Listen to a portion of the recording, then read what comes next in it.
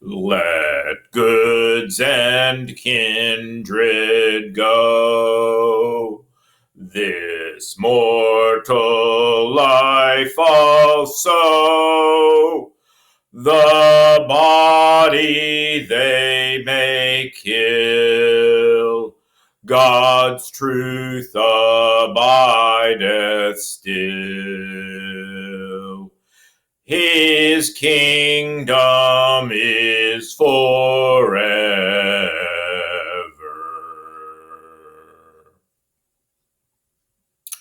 And with these words, Martin Luther concludes his classic hymn, "A Mighty Fortress is Our God." The thought is not original to Martin Luther. We see at the conclusion of a dramatic conversation in the book of Esther, which is carried out between Esther and her uncle Mordecai, Esther being the queen of King Xerxes of Persia, Mordecai being her uncle, and the conversation being carried out through an emissary because they were not allowed to see each other face to face. And then Esther sent this reply to Mordecai: "Go, gather together all the Jews who are in Susa, and fast for me. Do not eat or drink for 3 days, night or day. I and my maids will fast as you do. When this is done, I will go to the king, even though it is against the law. And if I perish, I perish." Paul said in one place that for me to live is Christ and to die is gain. But it is better for me to stay on in this flesh, because basically what he's saying is because I'm serving you in this teaching ministry. Jesus said, "He who seeks to save his life will lose it. He who loses his life for Jesus' sake will find it."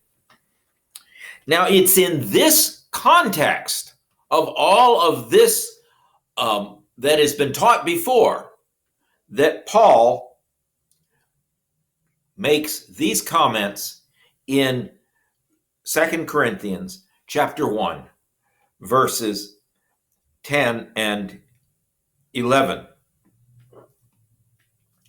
"He has delivered us from such a deadly peril, and he will deliver us.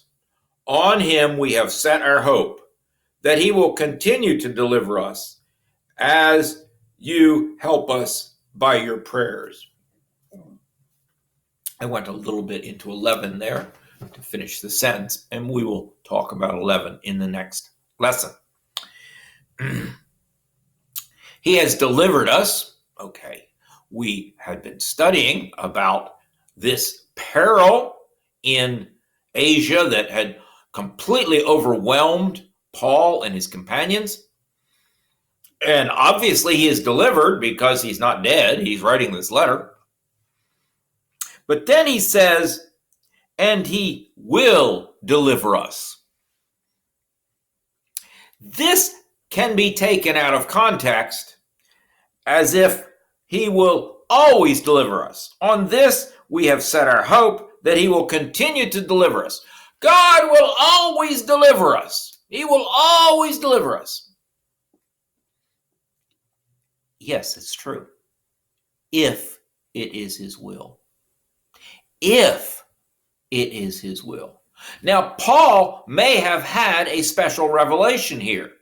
There are times when Paul had a special revelation where he was told, this is the task you must do. He was told he would be sent far away to the Gentiles. So at that point, for example, he knew that his enemies weren't going to kill him because God had said, I am sending you far away to the Gentiles. If they killed him, then God's instruction of what he said he's doing wouldn't happen.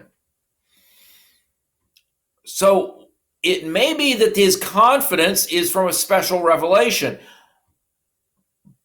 But the context that Paul is talking in is the awareness of such things as the story of Esther.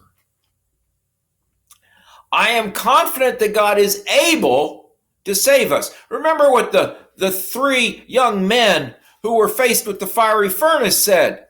They said, "O king, we will not bow down to your idol. We believe that God is able to save us from your fiery furnace. But if he does not save us, we will not bow down to your idol." God is able. Will he choose? Sometimes a Christian, through God speaking, and God does speak to us, and when he speaks, we should be ready to listen, will promise that we will get through a certain situation in a certain way. The majority of the time, God doesn't tell us what the outcome will be.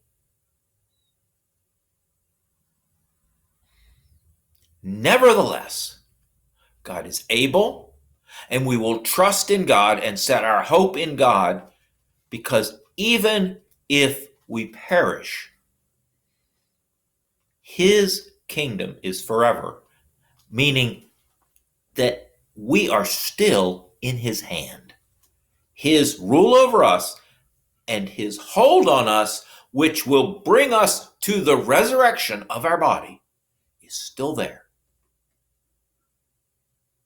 And so we have hope in him.